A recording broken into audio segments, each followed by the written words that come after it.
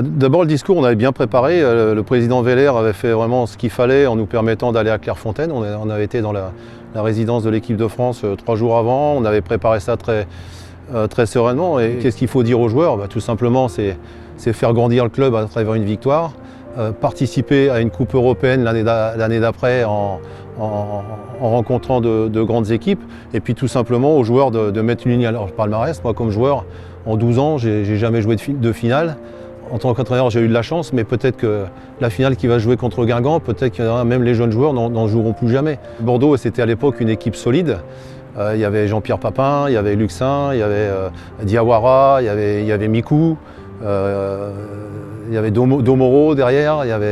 Et puis nous, on avait un mélange de joueurs très expérimentés, avec Dogon, Soukoparek, avec Valé Ismaël, qui avait une vingtaine d'années. Philippe Rachke, que j'avais fait jouer à gauche parce que à la place de Yannick Roth, il y avait Olivier Dacour, il y avait Stéphane Collet, et puis on avait, j'ai oublié Okpara aussi, Godwin, qui était un joueur majeur dans l'entrejeu, et puis une attaque de feu avec Nouma, Baticle et Zitelli. On a eu dans la série de pénalty un duel entre Baudard et Wenzel, deux grands gardiens de but. C'est joué au tir au but. Il y a eu 18 tirs au but de fait, 18 tirs au but et on a gagné 6-5.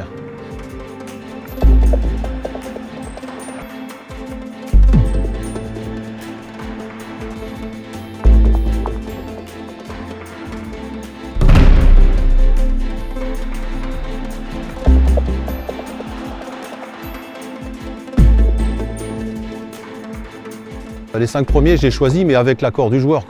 Si je dis un tel, tu vas coller, Stéphane, tu vas tirer, et il me dit non, coach, je ne me sens pas, je ne vais pas le faire tirer. Donc c'est avec le consentement des joueurs, je pense qu'il faut le faire. Et où ça devient compliqué, c'est quand tu arrives au 6e, au 7e, au 8e, où là, les joueurs sont pas trop chauds, mais ils n'ont pas le choix. Et c'était Collet ou Wenzel qui devait tirer, quoi, je veux dire. Oui, il ne voulait pas y aller, il attendait le 12e, mais le 12e, ça n'aurait pas été possible. Donc je ne te dis pas à la fin de la série dans quel état on était. Je veux dire, la chemise était bien mouillée même s'il était tard. Et quand je pense que Stéphane Collet ne voulait pas tirer et que c'est lui qui a tiré le dernier et puis qui a fait le tour du terrain comme un fou après, voilà, tout ça c'est des moments inoubliables, quoi, je veux dire. Pas 97 mais 2005, je vais juste un petit mot quand même. Le tour de terrain avec mon gamin qui a 5 ans, je vais chercher dans vaincre. Dans ce grand tifo, tout ça c'est des choses qui dépassent un peu le football. Des très bons souvenirs, ça m'évoque des lignes qui sont affichées sur le palmarès du Racing Club de Strasbourg. Moi je suis assez fier parce que finalement je suis venu entraîneur un petit peu tard et franchement j'étais pas tellement programmé pour ce genre de mission et je dois dire que c'est un privilège en tant qu'entraîneur de pouvoir disputer des finales et surtout de les gagner parce que j'en avais joué une en Coupe de France qu'on avait perdue. Moi je pense que Guingamp c'est un petit club entre guillemets parce qu'il n'y a pas de petit club, mais c'est un petit club bien structuré qui a eu déjà de la réussite je pense dans les coupes nationales et je crois que bien sûr je vais aller au match et que je vais être strasbourgeois même si j'ai du sang breton, je pense que c'est 50-50 et qu'en coupe ils sont allés gagner d'une façon incroyable à Paris.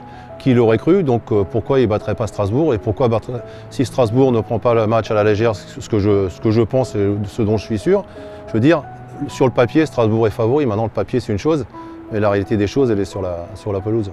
97, le match d'avant, on perd à domicile contre Lille 2-1 en championnat. On gagne la coupe quelques jours après. 2005, on perd à Nancy 2-0 quelques jours avant la finale et on gagne la finale. Donc moi, je pense que c'est un match particulier qu'on prépare différemment, avec une approche particulière, quoi qu'on en dise. Les joueurs, ils savent. Je veux dire, une anecdote avec Gérald Batigle, quand on joue à Glasgow en Coupe d'Europe, je prépare ma causerie, je l'appelle parce que c'était le capitaine, et il me dit « Coach, aujourd'hui la causerie, vous ne faites pas trop long parce que vous n'avez pas besoin de parler, il y a la télé, il y a les agents qui sont là, il y a tout le monde qui nous regarde. » Dans les têtes, il ne se passe pas la même chose qu'un match de championnat.